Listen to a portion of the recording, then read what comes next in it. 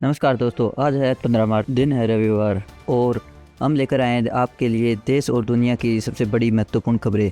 आइए शुरुआत करते हैं अंतर्राष्ट्रीय खबरों से। सबसे पहले बात करते हैं मिडल ईस्ट में बढ़ते तनाव की। ईरान, इजराइल और अमेरिका के बीच बढ़ते संघर्ष ने पूरी दुनिया की चिंता बढ़ा दी है। हाल ही में अमेरिकी प्रशासन की ओर से बयान दिया गया है कि ईरान के खिलाफ की गई सैन्य कार्रवाई के बाद हालात बदल गए हैं और संघर्ष जल्द खत्म हो सकता है। हालांकि क्षेत्र में अभी भी तनाव बना हुआ है। रिपोर्ट्स के अनुसार होर्मुज जलडमरू के पास अमेरिकी सेना ने कई ईरानी नौकाओं पर कार्रवाई की। इस इलाके को दुनिया के सबसे महत्वपूर्ण तेल मार्गों में से एक माना जाता है क्योंकि यहाँ से वैश्विक तेल सप्लाई का बड़ा हिस्सा गुजरता है। इसी बीच ओमान के सलाह पोर्ट से भी एक बड़ी खबर सामने आई है। यहाँ तेल भंडारण क्षेत्र के पास ड्रोन हमला हुआ जिसके कारण कई तेल टैंकों में आग लग गई। इस घटना के बाद क्षेत्र में सुरक्षा और कड़ी कर दी गई है। भारत ने भी इस पूरे मामले पर प्रतिक्रिया दी है। भारत के विदेश मंत्रालय ने कहा है कि अंतर्राष्ट्रीय व्यापारिक जहाजों को निशाना बनाना बेहद दुर्भाग्यपूर्ण है और इससे वैश्विक व्यापार और ऊर्जा आपूर्ति प्रभावित हो सकती है।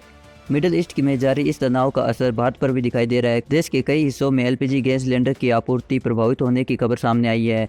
उत्तर प्रदेश, बिहार और हरियाणा के कई शहरों में गैस एजेंसियों के बाहर लंबी कतारें देखने को मिली। कई जगहों पर लोग घंटों लाइन में खड़े होकर सिलेंडर लेने का इंतजार कर रहे हैं। मध्य प्रदेश में भी कमर्शियल गैस सिलेंडर की सप्लाई प्रभावित होने के कारण होटल और रेस्टोरेंट उद्योग पर असर पड़ रहा है। कुछ जगहों पर होटल संचालकों को वैकल्पिक ईंधन का इस्तेमाल करना पड़ रहा है। सरकार ने इस स्थिति को देखते हुए गैस सिलेंडर की कालाबाजारी रोकने के लिए नया नियम लागू किया है। अब गैस डिलीवरी के समय उपभोक्ताओं को मोबाइल पर आने वाला ओटीपी अनिवार्य होगा। इससे यह सुनिश्चित किया जाएगा कि सिलेंडर सही उपभोक्ता तक ही पहुंचे। अब बात करते हैं ऊर्जा सुरक्षा से जुड़ी बड़ी खबर की। मिडिल ईस्ट में अस्थिरता को देखते हुए भारत ने अपनी ऊर्जा रणनीति में बदलाव किया है। खबर है कि भारत रूस से कच्चे तेल की खरीद बढ़ाने जा रहा है। बताया जा रहा है कि भारत लगभग 3 करोड़ बैरल कच्चा तेल रूस से खरीदने की योजना बना रहा है। इससे भारत की ऊर्जा आपूर्ति को स्थिर बनाए रखने में मदद मिलेगी। इसके अलावा भारत की प्रमुख कंपनी रिलायंस ने अमेरिका के साथ भी एक बड़ा समझौता किया है। इस समझौते के तहत अमेरिका में नई रिफाइनरी बनाने की योजना है। यह रिफाइनरी करीब 50 साल के बाद अमेरिका में बनने वाली नई रिफाइनरी होगी।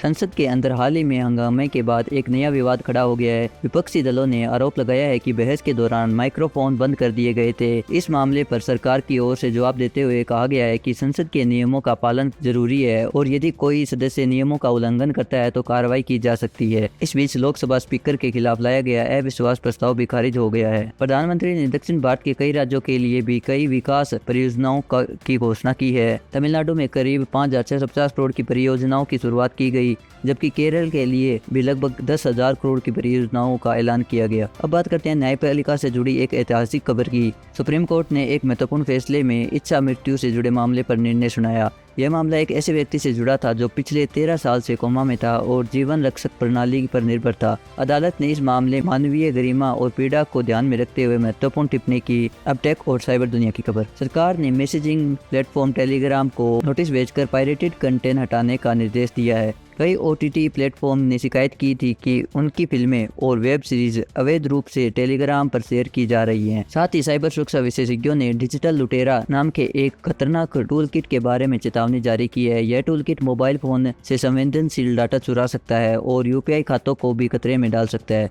अब बात करते हैं बिजनेस और शेयर बाजार की। वैश्विक तनाव और निवेशकों की चिंता के कारण भारतीय शेयर बाजार में बड़ी गिरावट दर्ज की गई। सेंसेक्स 1300 से ज्यादा अंक गिरकर बंद हुआ, जबकि निफ्टी में भी भारी गिरावट देखने को मिली। निवेशकों को एक ही दिन में भारी नुकसान हुआ।